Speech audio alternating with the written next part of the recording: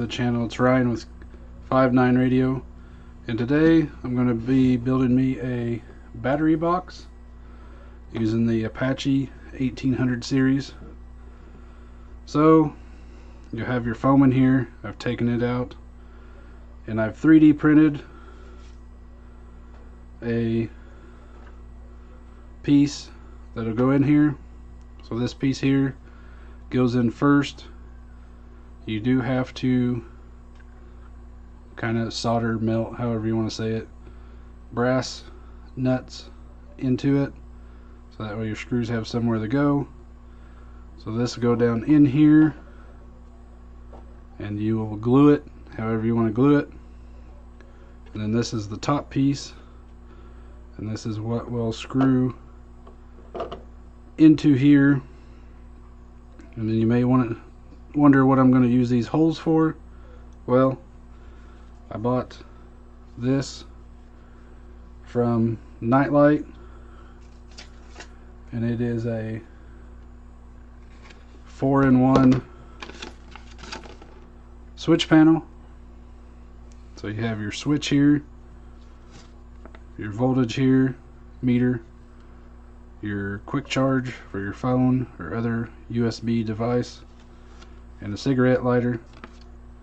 I won't be using the cigarette lighter. Instead, down here I've 3D printed this nut and bolt that accepts a Anderson power pole connector, so it'll slide in there, and I'll fasten it in there, and then it'll go down here like so. And then the battery I'm going to try to use is this battery here from Whiskey Zero Alpha Echo Zulu.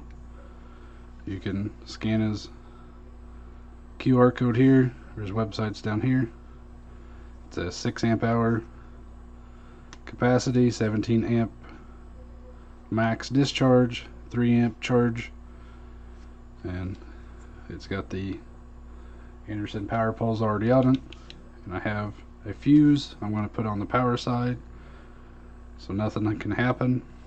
And I basically plan on using this with either my G90 or my 891 out in the field, so that way I can have it separate from my actual carrying case that I keep my radio and antennas in. And I have thought about doing possibly another one down the road, where I know PowerWorks, I think it is, makes one where your stuff's on the side. It won't really be waterproof then, but I won't be leaving this out in the weather. But it just make it easier, because then you don't have to open the box, you can just plug it in the side. That'll be a different video, so I'm going to go ahead and glue this in. Then once that gets all dry, or while that's drying, I'm going to go ahead and put my meters and everything in this, and we'll come to that second part whenever this all dries out. Okay, so it's the next day. I got this here fastened in. I got the plate done.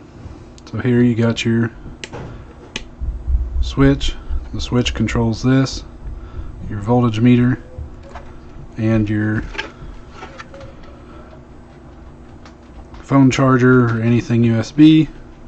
And here we have Anderson power pole, but it is wired directly. So here on the back, it comes directly over here. It will plug into the battery, and yes, I made a little jumper that'll plug in here and into the battery, so it will be fused, but I don't have the right amperage fuse, so for right now and demonstration purposes, I'm just going to go ahead and plug it in here.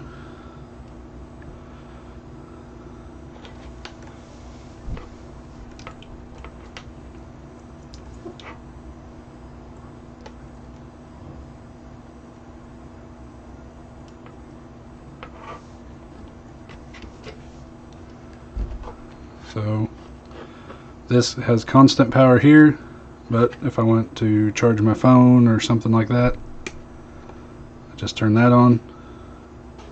Shows I have 13.6 volts. Then you have quick charge here, 2 types of USB, but this is always live, so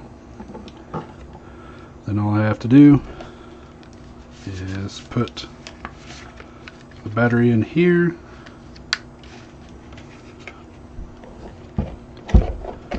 and get it positioned, and then put my screws in and close the case. So pretty easy project. I want to give credit to Ham Radio Dude. I've been looking for easy to do battery case, and I seen his video for this. I will probably somewhere down here possibly add some banana plugs that I have. I'm not for sure yet. I don't really use a whole lot of stuff that's banana plug, but it could be handy in case I went to a field day or something like that where somebody did have that. I could share that, or I may also put another power pole down here but have it on the switch.